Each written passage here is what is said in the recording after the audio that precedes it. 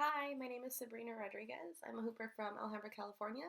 I've been hooping for 2 years, and I'm also the creator of Hoop It LA, which is a new endeavor in which I'm spreading my love of hooping in and around Los Angeles with people from all walks of life. I'm making this video because I want to help people choose their first hoop. I remember when I tried choosing my first hoop, how stressful it was looking at all the options and what do they all mean? Why are there so many options? So I want to help ease that process for you because it's kind of like choosing a camera or a car, a laptop. It's a big deal. So first, what you need to think about is what are you going to start doing when you get your hoop? Do you want to just learn the basic waist hooping? Do you want to learn, dive straight into hand tricks? So what are you going to do when you get your hoop? That's the first thing. So the best way for me to explain which hoops are good for what is if I just introduce you to all my hoops in the order that I discovered them. First hoop I was pretty happy with.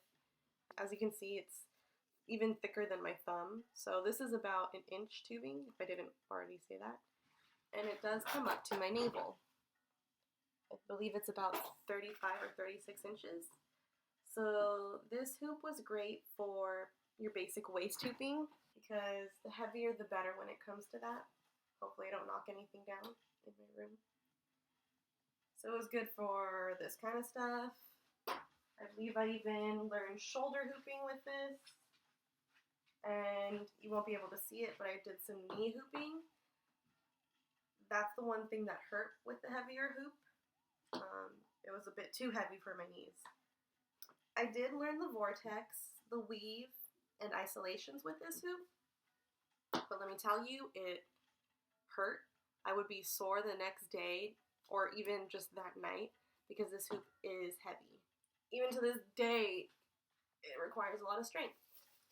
So it was a good first hoop. I learned a lot and I do not regret this purchase one bit.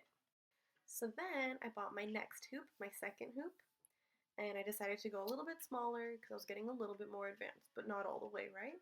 So I ordered a 3/4 tubing hoop, and it was 30 inches in diameter with this sparkly orange tape around it, and a connector that looks like this.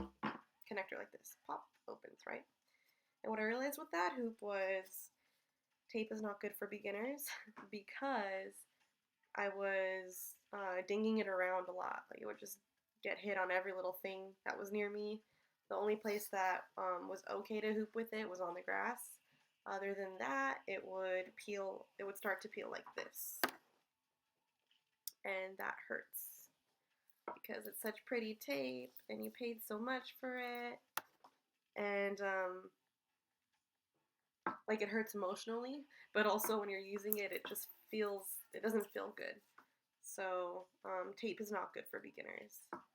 Then the other thing I learned with that hoop was you need the hoops with a push button connector because if not, you're going to be hooping and getting all groovy and suddenly pop and your hoop goes flying and gets scraped up some more. Now with the third hoop, this is where I learned my lesson about pricing. Third hoop was the cheapest hoop I bought. I think it was $15. And when I got it, I realized why it was $15. That hoop, although it did have a push button connector, it wasn't a perfect circle, meaning it didn't lay flat on the ground. And no matter how much I hooped with it, it still would not become a perfect circle. So if you buy a cheap hoop, chances are it's not going to be made with quality. And sometimes it's okay to pay the extra amount so that you can have a quality hoop. So jokingly, I refer to the first hoops that I bought as the cursed hoops because either they were not made correctly, they weren't the right size, they were just not even a hoop at all, or sort of, but not really. That's a different story. What you learn overall is that size does matter. So for example, if you have a 5/8 hoop, this is going to be really good for hand tricks because it's nice and light, so it won't hurt your hand. And they're not so great for on body just because you can't feel it as much and you have to put in a little bit more effort since it lacks the momentum because it's light.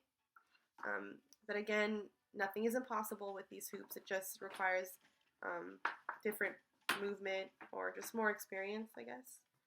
And if you're hooping with 3/4, I would suggest using these for your on-body work because they have the momentum and you don't have to put that much work into it. Overall, 5/8 is slower and lighter. 3/4 is faster and heavier. And that's what I've learned when buying all these hoops. The end.